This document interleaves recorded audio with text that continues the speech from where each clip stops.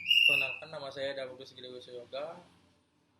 Saya dari kelas AA 183, NIM saya 1803003. Di sini saya akan mempresentasikan komunikasi mahasiswa dengan dosen dalam pembelajaran berbasis online. Ya, yang pertama tentang kasus COVID-19 di dunia memang sedang tergoncang oleh kasus coronavirus diakses atau dikenal dengan istilah COVID-19.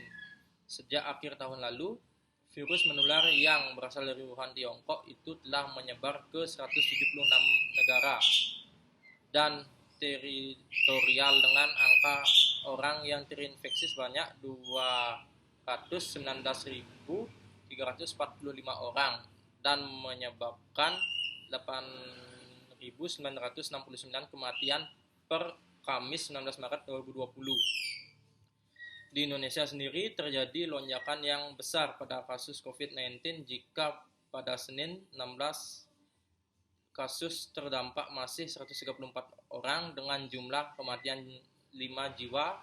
Informasi per Kamis 1993 yang terdampak meroket menjadi 227 dengan kematian 19 jiwa.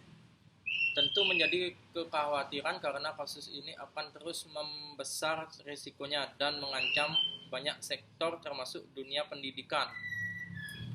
Respon cepat dari Menteri Pendidikan dan Kebudayaan.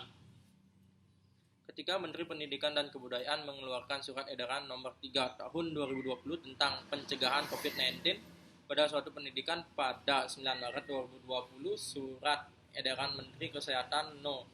AK02.01 Menkes 199/2020 pada 12 Maret 2020 dan surat edaran Sekjen Kemendikbud No 36603 AA.A5 OT 2020 pada 15 Maret 2020. Kasus COVID-19 belum lagi ditemukan di Aceh. Namun pilihan untuk bertindak cepat harus dilakukan. Atas dasar itulah upaya sebagai rektor mengeluarkan surat edaran No. 1 UN 45 UM 02/2020 pada 15 Maret 2020 tentang pencegahan COVID-19 di lingkungan Universitas Malikus Saleh. Pilihan ini harus diambil untuk melakukan tindakan pencegahan dan mitigasi yang efektif atas wabah yang kini telah menjadi pandemi global.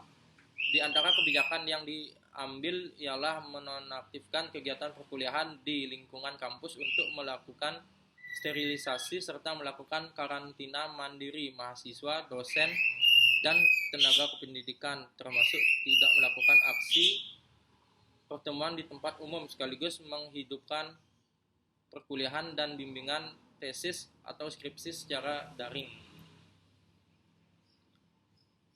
Kebijakan tersebut aktif mulai 16 Maret hingga 3 April. Tentu ada kesulitan ketika kebijakan baru ini diterapkan. Diterangkan juga bahwa penghentian tatap muka secara langsung bukan berarti bahwa perkuliahan dan bimbingan tidak dilakukan. Namun, dengan tradisi perkuliahan secara konvensional, pilihan melakukan pembelajaran secara daring dari kediaman masing-masing tidak mudah dilakukan. Pertama, memerlukan kesiapan perangkat dan tentu paket data internet yang masih dikelola secara mandiri. Yang kedua, tidak semua dosen dan mahasiswa siap mengoperasikan sistem pembelajaran daring dengan cepat, termasuk juga mempersiapkan bahan perkuliahan secara digital. Pembelajaran dari luar kampus tentu menjadi bagian yang telah diamanahkan Menteri Pendidikan dan Kebudayaan Nadiem Makarim untuk mewujudkan Merdeka Belajar dan Kampus Merdeka Memasang.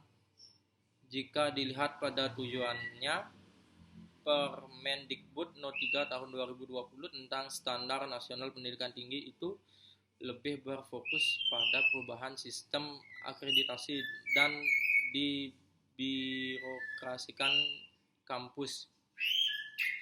Pilihan itu memungkinkan dosen mereka mengajar sehingga memfokuskan diri pada upaya transfer pengetahuan dan keterampilan kepada mahasiswa, Kebijakan itu juga bisa mendorong mahasiswa agar bisa lebih inovatif dan kreatif dalam belajar student-centered learning.